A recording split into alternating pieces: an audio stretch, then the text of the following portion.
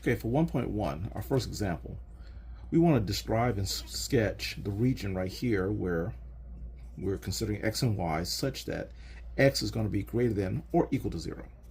So one of the best ways to kind of describe x and y at the same time as we look at x being greater than or equal to 0 is a xy plane. Okay. Now, let's just talk about x being 0. X being equal to 0 is right here. Okay, this is where x is -1, this is where x is 2, but this is where x is 0. So we're talking about that point. Now if I go up, I am going higher on y. I'm up to y1, but x is still 0. And if I go up to y is 2, x is still 0. If I go down to y is -1 and -2, x is still 0. So x is still 0 all along this line here. Oh, I should have wrote 1 here. Okay.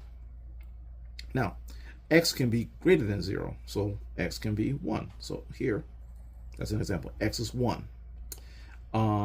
If I go up to this spot where y is 1, x is still 1. If I go to where y is 2, x is still 1. And here x is still 1, and here at y at -2, x is still 1. So all along this line, x is still 0. But x is still 0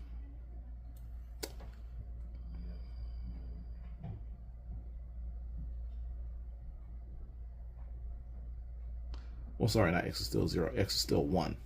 Well, x could also be 1/4, 1/2, or 3/4. So it can be any of these. So I can just shade that. And since x can still be greater than 0, it can be greater than 1. So it can be anything here. So this shade right here that goes to the right here represents all the numbers where x is greater than or equal to 0. And y ends up being -infinity, 0, or positive infinity. So we can say here, yeah, x is greater than or equal to 0, but y is -infinity to positive infinity. Okay, here, next situation for B, we're looking at x and y. So we'll look at the plane. That helps us look at x and y at the same time. And we want it such that y stays at 1. So y1 is right there. Okay, that's where y is 1. But if I go over here, y is still at 1. And if I go to that's x1. If I go to x is 2, that's where y is still 1. If I go to x is -1, that point right there, y is still 1. If I go to where x is -2, this is the spot where y is still 1. And you see those lines develop a horizontal line right at y is 1. So this horizontal line represents y is equal to 1. And also, you can say that x can be -infinity to positive infinity at the same time. Okay, let's look at C. On C, we're looking at all the x and y's, and we'll look at a graph to see that. But we're looking where y is between -1 and 1. So -1, y is just between those two. Okay, so let's look at the graph here where we have all our x's and all our y's. And where y is -1 is right about here. That's where y is -1. And where y is 1 is right about there. Now, y is all the things between -1 and -1, but not including, so there's no equal sign. So I'm going to put a little open circle right here just to let us know we're not going to use those actual numbers, -1 and 1. But y can be anything within them. So y is actually this entire area right here to here. And if I move over a little bit to where x is 2, y is still located, or should I say open circles, y is still located between -1 and 1 here. Okay, so what I'm now getting is a shade that's going to the right, and I can go backwards as well. I get another shade over here, open circles, where we're shading to the left. And so we end up getting this little, let me dash it here. The dash lets me know we're not using the -1 and 1. That shade represents the y's being between -1 and 1.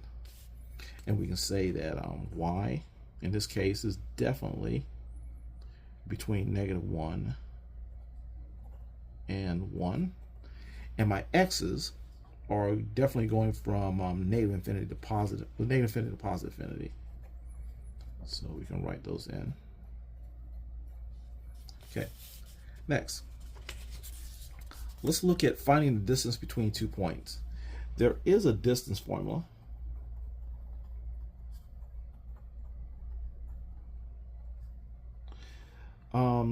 That says if you have 2 points, you can find the distance between those essentially using the Pythagorean theorem. Okay, so we want to find the distance right here. Okay, well, there will be a third point here that we can find how high it is, and let's call from here to here, we call that y, and how far it is from that new point there, we'll call that x. Okay, now let's label these points. So the original point right here up there, let's call that the x1 y1 point, and the point right here is made out of the x2 y2. Okay, and to find the distance using Pythagorean theorem, we have to know the distance of x squared plus the distance of y squared, and that will equal the distance of d squared. Okay, now x right here can be found by finding the distance between this point right here, which is our x2, and this right here, which is at x1. So I can replace this right here with x2 minus x1, because that's the distance there. And the y can be found by taking the point right here, the point here, which is y2, and that's y1, and I can subtract those to find that distance. So y2 minus y1, and I'll square that, and that'll equal my distance squared. And then I can take the square root of both sides, and now I have a formula for finding the distance between any 2 points, which essentially uses the Pythagorean theorem. Okay, so let's do that. I want the distance between A and B. So A is 2, 5, and B is 4, -1. Okay, so using this formula, I need x and then the opposite of the other x. So these are x's right here. It doesn't matter which one is the x2, just make sure the same point is contains the y2. Okay, and I'll do what I call a keep and a change. So this is the one that you keep, this is the one you change. So I keep the positive 2, but I change the positive 4 to a -4, and let's square it. Next, let's keep the y's, let's keep the 5, and then change the other number, which is -1, into a +1. That's a keep and change. And then let's simplify this. We'll get a -2 squared plus 6 squared, and then -2 times a -2. Oh, in fact, I'll write it out so you can kind of see what I'm doing. And then I'm going to do 6 times 6. So what I'm getting here is a 4 and a 36, and we end up with the square root of 40 for the distance. Now I know the square root of 36 is about 6, so this is just going to be just above that, so 6 point maybe 2 or 3 if you want to estimate it, but square root of 40 is fine as a distance. Okay, now let's take a look at example 3. We're going to be applying the distance formula, and we have 3 points, which is P, Q, and A. We want to find out, is P closer to A than Q, or which one is the closest to A? So let's just kind of write this out, just kind of see what it looks like. Okay, 1, -2, that's 1, -2, that's right there. That is our P. 1, oops, 1 and a -2. Having trouble writing. Okay, yeah, so trust me, that's a comma. All right, and Q is 8, 9. So I have to go out to 8. 1, 2, 3, 4, 5, 6, 7, 8. And 1, 2, 3, 4, 5, 6, 7, 8, 9. That over there, that is my 8, 9, which is Q. All right, so where's A? A is 5, 3. So we'll go out to 5, 1, 2, 3, 4, 5, and up to 3, and there's A.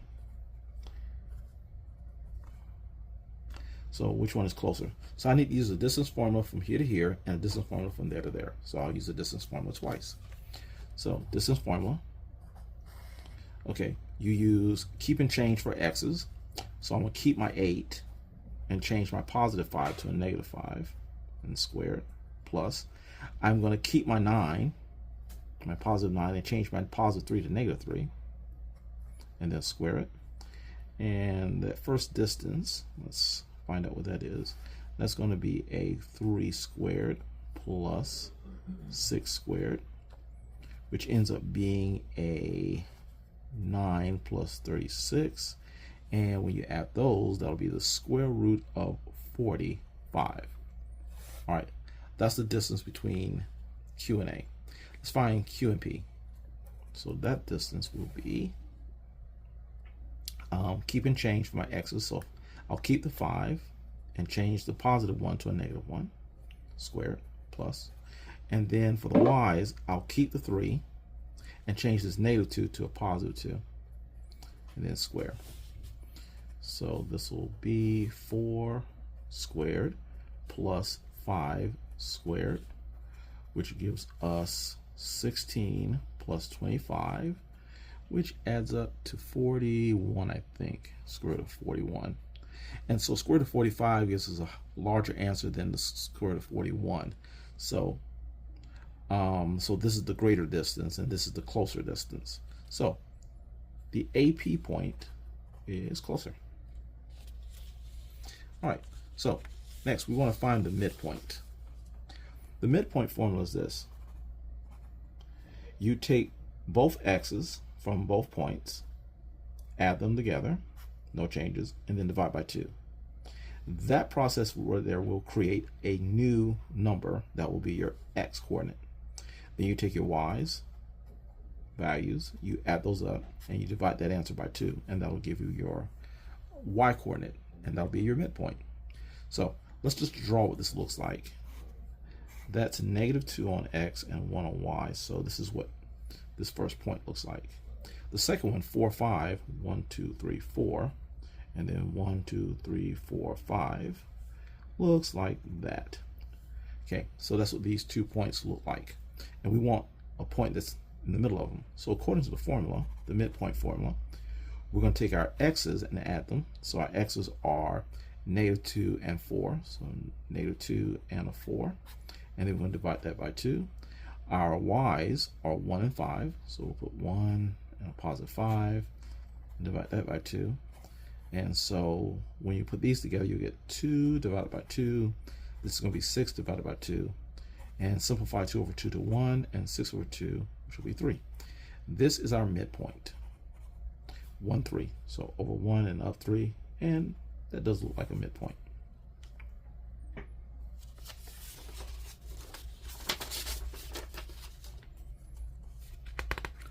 Okay.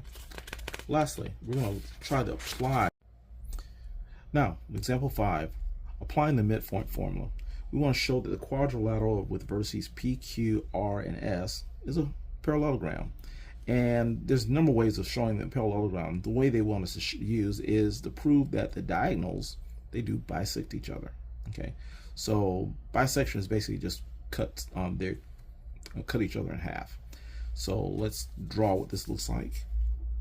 Just kind of sketch it. So P is 1, 2. So X is 1, and there's 2. That'll be P. Q is going to be 4, 4. So 1, 2, 3, 4. 1, 2, 3, 4. And that right there, that'll be our Q. and R is going to be 5, 9. So let's go out to 5, and then up to 9. Let's see, 4, 5, 6, 7, 8, 9. And it's right about there. That's going to be our R. And then the S is going to be 2, 7. So over 2 and then up only 7, which is right about there. Again, this is just sketching it. Let's call that S. All right, so it looks like a quadrilateral. Just we draw in some lines to kind of help us. Okay, so the diagonals are going to be here. That's a diagonal, and that's a diagonal. Okay, and we want to know if they are bisecting each other, if they're cutting each other in half. You know, is this part equal to this part, and is this part equal to that part? Okay, well, let's see where they intersect in the first place. Let's see here.